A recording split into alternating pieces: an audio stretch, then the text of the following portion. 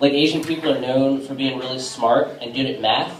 And it really sucked growing up as a kid in school trying to live up to those expectations, because anybody that would sit next to me in class would be thinking, he's Asian, and he's in a wheelchair, and he has glasses, he must not do anything but study his math homework. They were sadly mistaken to find out I suck at math, and we both failed all the tests that year. And another thing that sucked about growing up as a kid was nobody could ever guess my nationality.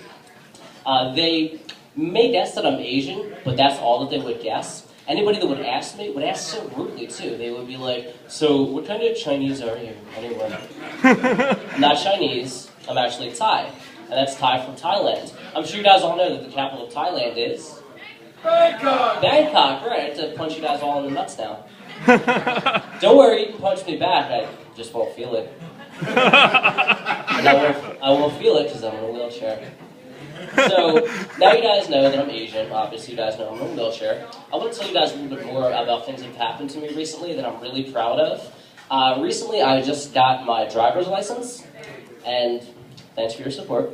And that means I'm really glad that I don't have to take driving lessons anymore, because it's difficult, because I have to overcome 2 handicaps while I'm driving. One, my physical handicap is I'm in a wheelchair, I have to use hand controls, and the second one being me being Asian. Because Asian people are terrible drivers.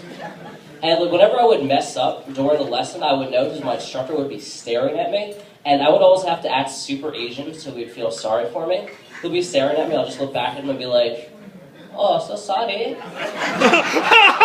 I didn't see the light. Roads in America are different than back in Asia. Don't worry, I think I'll do. I'm from one past silver arrows. Please forgive me.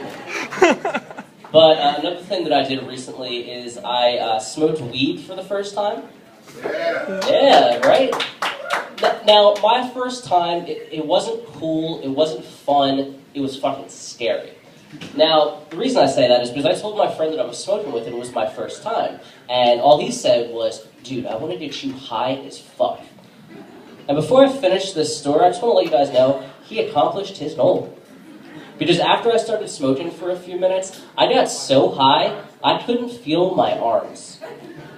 And that might not be that big of a deal for you, but me, someone who can't feel his legs, not being able to feel his arms as well, thinking he's going to be a vegetable for the rest of his life, was really scary. That's when my first time was not cool, it was fucking scary. But, I guess I should expect stuff like that from my friends. I don't have some of the nicest or smartest friends in the world. My one friend, I told him that I was doing comedy, and he didn't know what I meant by comedy. And I told him, like stand-up comedy, and he was like, dude, you can stand up. I told him yes, and he thinks this whole wheelchair thing is a part of my comedy act. But it's not. And another one of my friends, whenever we see each other, we're extremely racist towards one another.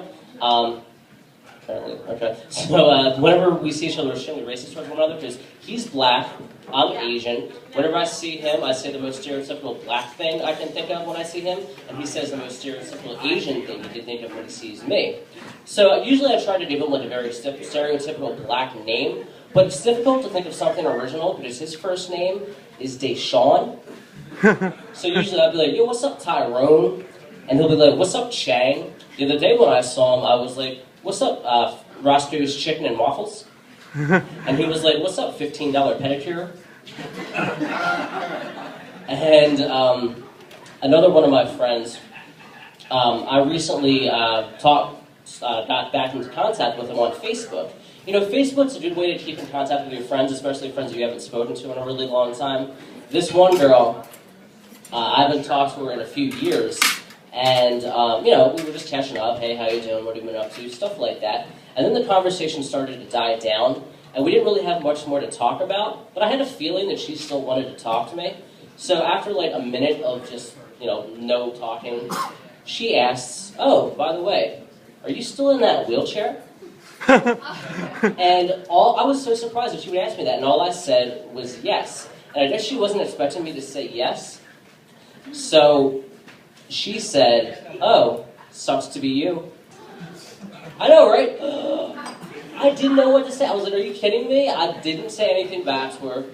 I just left it alone, and then, like, after a minute later, she was like, LOL, JK, like, that was supposed to make everything okay, like, oh, alright, it's okay that you just insulted me.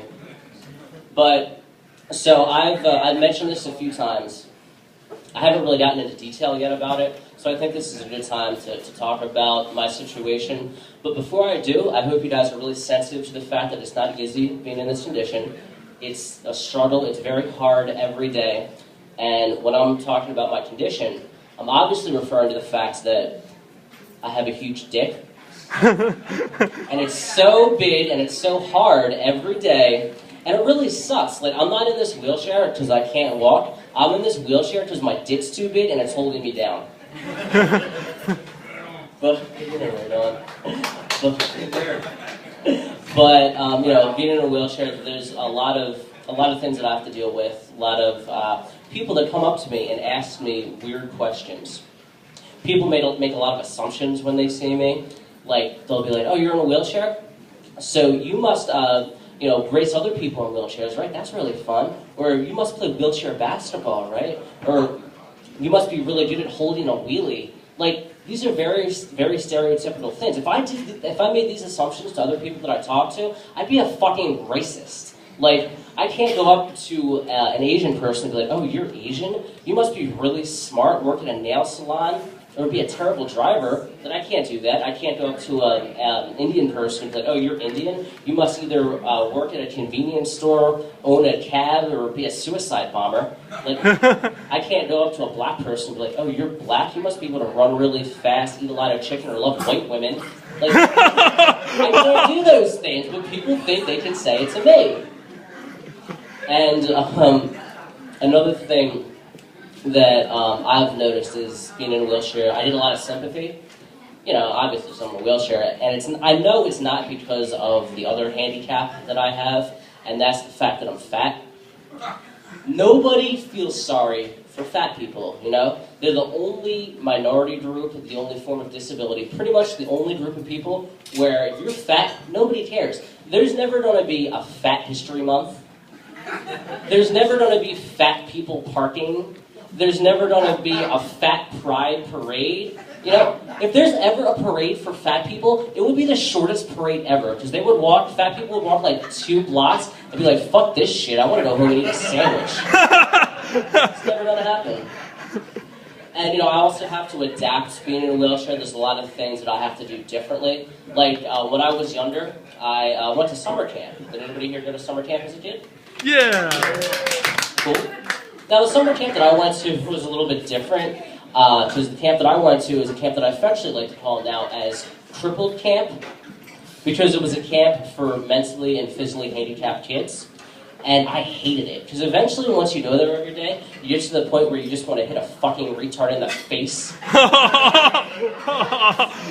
And that's exactly what I did one time. I'm not proud of it. I actually think I'm known to hell for it. But I told my one friend that I did that, and he was like, at least it was a fair fight. I was like, thanks for your support. I really appreciate that. But another thing that's really difficult being in a wheelchair is dating.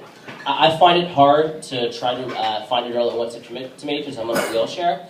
But I refuse to do what my one friend wants me to do, which is date girls in wheelchairs. Not gonna do it. He was so serious about me dating girls in wheelchairs, he signed me up for a handicapped dating website. You may think that dating is hard, that online dating is hard. Marriage is probably hard. You haven't seen shit until you've seen this fucking website. It's nothing but just a group of hopeless, lonely people, which really makes me feel better about myself. And like, it doesn't just end at that website. Whenever we're in public and he sees other girls in wheelchairs, he'll look at me and be like, James, that girl's for you, that girl's for you. I'm like, no, dude, I want nothing to do with her. She can't do anything, I can't do anything, she can't feel anything, I can't feel anything. What are we gonna do, fucking race each other all the time? Like, one day I'll just be lying in bed with her, and I'll forget, and I'll be like, hey, honey, what do you want to do tonight? You want to have sex? Oh, yeah, that's right, you can't, neither can I. You want to just go outside and roll around the block a few times? No? Alright, I'll see you in the morning. But I'll do that. out of here on this. There's at least one positive to being in a wheelchair. My friends try to remind me whenever I'm down, and that's handicap parking. You know, I did handicap parking. It's okay. So I can't walk. I can't run. I can't go upstairs. I can't go downstairs. I can't jump. I can't jump rope. None of you are getting the fact that this is part of the joke. You guys are just staring at me like, "Aw, that's okay." I'm okay, guys. Don't worry. Don't worry. I can't do all of these things, but hey, I get good parking. So the shorter distance that I can't walk really makes up for all those other things that I can't do, right? All right. Thank you so much, guys. I'm James Howley. I really appreciate it.